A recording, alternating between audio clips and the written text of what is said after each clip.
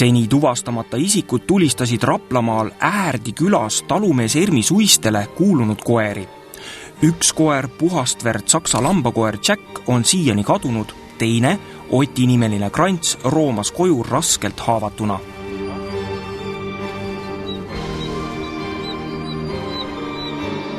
Lähemal vaatlusel selgus, et Otti oli tulistatud vähemalt 2 korda. Üks kuul oli läbistanud Oti kõrva ja teine löönud vasaku käpaluu kildudeks. Mina seda ei julgenud väga vaadata, kui ma seda kõrva juba nägin, siis mul sellest täiesti piisas, et röntgenpilti marsti juures nägin, seal oli ikka auk oli täiesti jalas sees. Päris õudne oli see ikka. Siiamaani arst ei tea, kas ta täpselt korda veel saab. Koerad kuulusid perekond Suistele. Selle pere liikmed on siiani nii vapustatud, et nad ei suuda kaamera ees sellest rääkida. Asja kohta andis selgitusi perekonna hea tuttav Mario Puhk.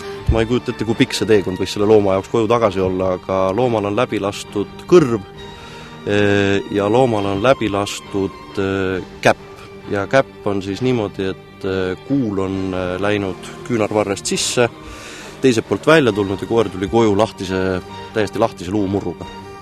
Et väga koledas seisus oli loom.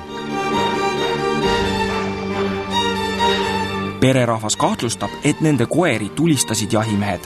Siit meie maa pealt jookseb mööda tee ja siit õhtul sõitsid läbi mitmed autod selles mõttes, et me nüüd ei tea, kas nad olid jahimehed või olnud, aga üldiselt mingisugune tihedam liiklus, kui tavaliselt siin tõepoolest oli.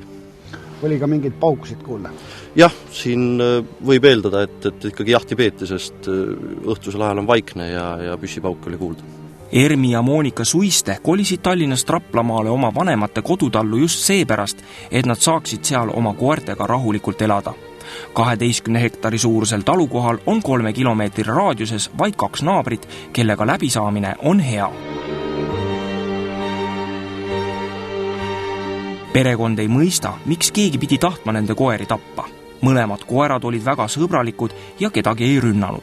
Suurema osa ajast olid nad ketis, vaid pererahva töölt koju saabudes lasti koerad õhtul natukeseks ajaks oma erametsa ringi jooksma. Ühtegi kaebust ei ole mitte kellelgi, sest see on ajaküla, siin ei ole kedagi ja need koerad ei ole mitte kunagi mitte kedagi rünnanud. Ühe inimese õigused lõpevad seal, kus teise omad hakkavad ja ma arvan, et kellelgi ei ole õigust tulla metsa elama kolinud inimest kuskile maapiirile kõmmutama ja nende koeri maha laskma, et see on juba liig. Perekond Suiste ainukeseks sooviks on teada saada kadunud Jacki saatusest. Kes siit kandi inimesed on, et kui keegi on näinud haavatud looma, siis võiks kindlasti teada anda sellest ja kui nüüd kellelgi nagu ärkab mingisugunegi südametunnistus, kes nagu selles pundis oli, kes selle teoga hakkama sai, et saatku kas või siis anonüümne e-mail